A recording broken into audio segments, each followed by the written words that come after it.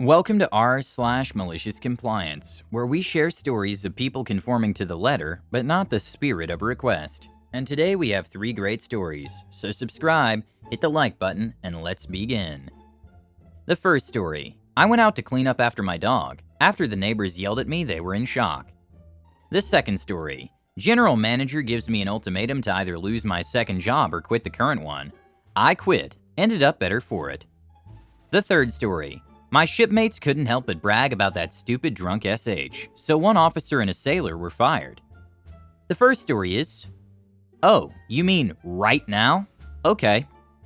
Let me, 25 male, introduce you to the key players in this story.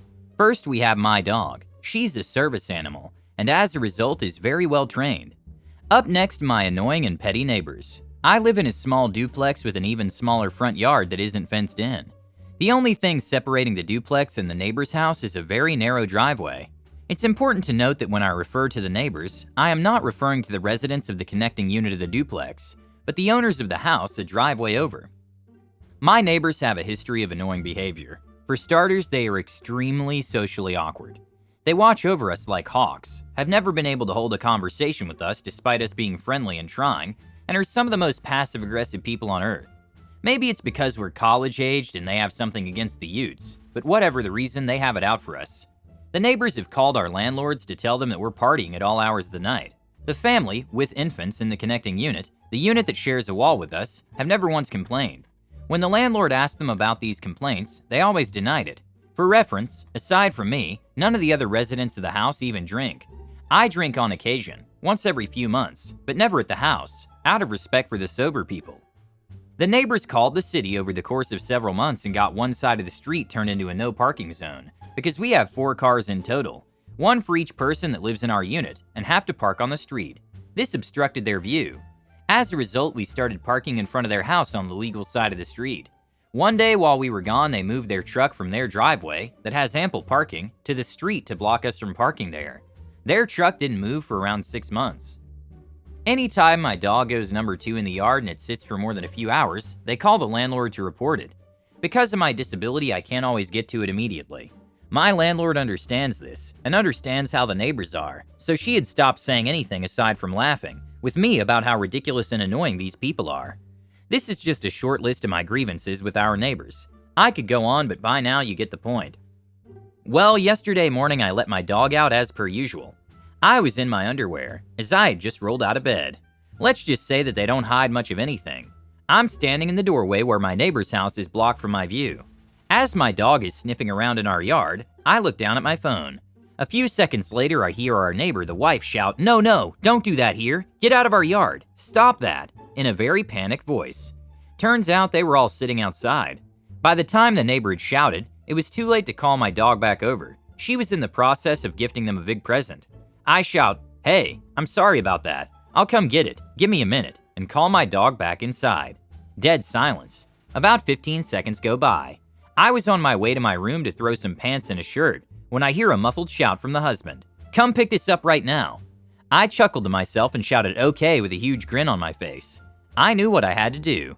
I dropped the pants I had grabbed, I turned right around, picked up a doggy bag by the door, and made my way out of the door and into the view of the husband, who's standing cross-armed with a rude expression and posture, the wife and the daughter. Watching the look of anger turn into shock was so satisfying. He was truly speechless, as was the rest of the family. I'm just happy to have a story I can finally share on here. I also think the family is LDS, Mormon, so that's probably the most graphic display of private bits they've ever seen, at least in the non-marital sense. Haha, they wanted you to remove it right now, so don't be surprised.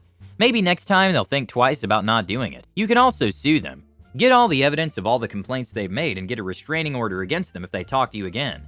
They can go to jail. They need to understand that actions have consequences, and that karma will always pay off. But there's also your fault here, OP. Yes, they're jerks, but your dog shouldn't be in their yard. If you can't trust your dog to stay in the yard without a leash no matter what, you need to tether it, including for your own safety. Because no one would like to see someone else's dog running around in their yard. Be careful when letting your dog outside in an unfenced area. Something bad could happen to your dog, like getting hurt by a car, hurting a crazy neighbor, or fighting with another dog. There's a leash in property laws for a reason. Besides, I'm sorry your neighbors suck. The next story is, do what you want or quit? Okay. This takes place back in 2014. I was the kitchen manager of a franchise of a novelty pizza chain that was brought to the West Coast from the Midwest. It was a fast casual type of place, and I was responsible for literally everything involving the back of house. BOH. Inventory, ordering, scheduling, training, cross-training, cooking, etc. The general manager, let's call him Dan, theoretically knew how to do the ordering and inventory, and the vagaries of the menu items, but he was transferred from an entirely different restaurant. The franchisee owned a lot of different restaurants, and wasn't really familiar with much of anything. I say this not to overstate my own importance, but rather to highlight how one person was essentially the only one in the restaurant that could run the kitchen effectively. I was always begging the regional manager to let me train someone else in most of my duties. Never approved. Sorry for the long context. I worked the same hours every week, with the same days off, and since I wasn't making much, I decided to get a second job as a line cook at a small restaurant by the beach. I loved this job because it was so mind-numbing. After stressful days at the pizza job, I had no real responsibilities aside from cooking whatever came up on my tickets and cleaning up at night. The way my schedule ended up, I was working about 70 hours a week between my two jobs, and working every day. So Dan and I butted heads a lot at the pizza place because he had these ideas about how to improve efficiency, and I had a huge list of things to do, and knew how to do them in the time I had available. I would pay lip service to him, and then just go about my day getting things done. Well, one day we're short-staffed. I'm finishing up my inventory, getting ready to hand the order list over to Dan to place, because that was one of the things he thankfully knew how to do well. He tells me I need to stay late because he's run ragged in the front, and I need to place the orders, which take about 2 hours minimum. The following conversation ensues. Me, no can do, Dan. My other job starts in an hour. Dan, well then call them and tell them you'll be late. Me, I'll be fired if I do that, so not gonna happen. Just put the purchase orders in later when it's slowed down. D, no, either you stay and do it or you can go to your other job and never come back. Me, okay, bye. It was exhilarating and terrifying at the same time. I had no idea how I was going to make rent the next month, but I was done putting up with it. Thankfully, my second job gave me more hours. I proceeded to rip up the inventory I spent 3 hours taking, clocked out, and went to my other job. I got frantic calls throughout the night and for the next few days from Dan and the regional manager asking me to come back, but I was over working a corporate job. I asked for and received additional hours at my second job, and later that year decided to go to college instead of finding a new second job. I graduated with a bachelor's 2 years ago. That pizza place, and the other ones the franchise opened, eventually closed because of a number of issues, poor management being just one of them. I'm sorry you lost one job, but I'm glad you got another better one. It is not worth it to stay in a place where you're treated badly. It takes balls to do what you did. I'm so glad it worked out for you. Congratulations on improving yourself. Employers really hate it when an employee has a second job. He's created this need for you to stay late so he can demonstrate a reason why you only work for him. This follows the pattern that employers who do this are the ones who don't give raises or promotions. The targets are efficient and reliable employees who don't know their worth. If you work a second job, you may realize you can do better. Walking fools are just everything. The manager of a pizza parlor is just the manager of a pizza parlor. The best thing any of them can do is just not screw up. And the best way to do that is to sit down, shut up, and stay out of the way. The last story is, why is there pizza sauce smeared all over the walls? The bosses wondered to themselves.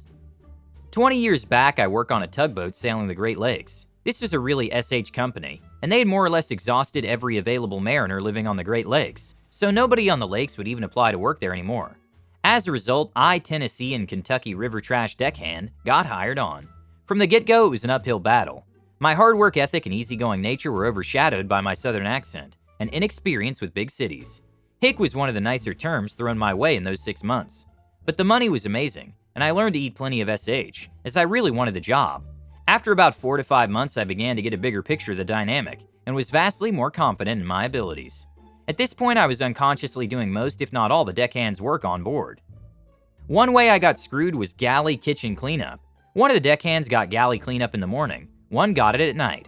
Naturally, as the FNG, effing new guy, I always seemed to get stuck in the nighttime galley cleanup. AM cleanup was little more than tossing dishes in the washer and making coffee. Nighttime cleanup was the culmination of an entire day's worth of buildup. Easily 45 to 60 minutes worth of work. Enter the annual shipyard period, and this is where our tale begins. We pulled into Sturgeon Bay, population 8,900 around dusk, as we had a 3-week shipyard period scheduled.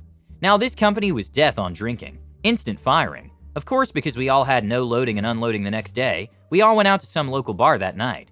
My years of coal barge experience taught me to grab a few drinks, then get back to the boat. We got a job in a few hours. So after a half dozen buds, I walked back to the boat to go to sleep. Since I was a nice guy, always trying to help out my crew, no matter what they do to me, I decided to cook them a couple pizzas. I tossed a couple tombstones in the oven, set cook, smoked a butt or two, then pulled them out. I placed them on the counter with the note, "Pizza's on the stove. Clean up your mess, put dishes in washer when you're done." Maybe it was the demanding tone in my orders, but my note 100% set them off. I woke up to literally pizza smeared across every cabinet and a rough FU in pizza font on the whiteboard. I woke up at 0600 to this mess. Since it was morning cleanup, I figured it was not my responsibility. I'd been getting up at 600, 1 hour before the crew and making coffee for 2 months, and I suspect they were used to it.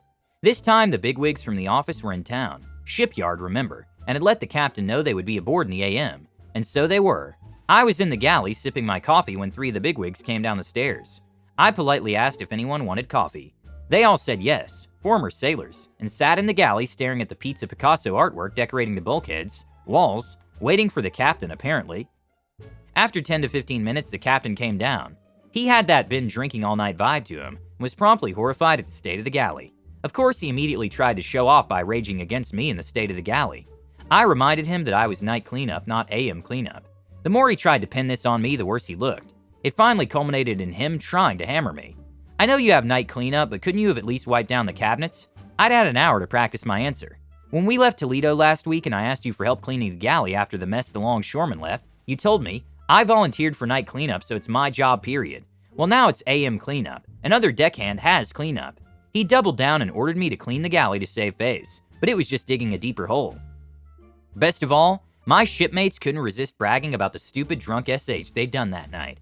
I called the company's 1-800 number, used a variety of accents, and complained about what they'd been doing in Sturgeon Bay. Some of the complaints I made lifted straight from their stories from that night. Threw their empties at the bar's Billy Bassmouth trophy, tried to take down 2 of the bar's 5 mounted deer heads, walked behind the bar to grab a bottle of Jägermeister to pour free shots for everyone.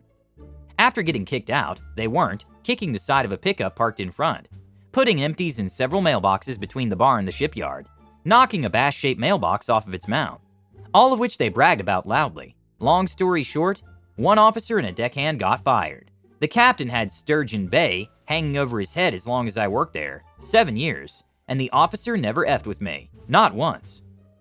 This is so unfair. You made pizza for the people who came after you, and they wasted it for any reason they could think of? I can't understand why they weren't kicked out after they got behind bars. That's one of the biggest bands on the bar as far as I know. Even as a regular, I know I would never go back there, unless specifically asked to do so. Thank you for watching. Don't forget to subscribe.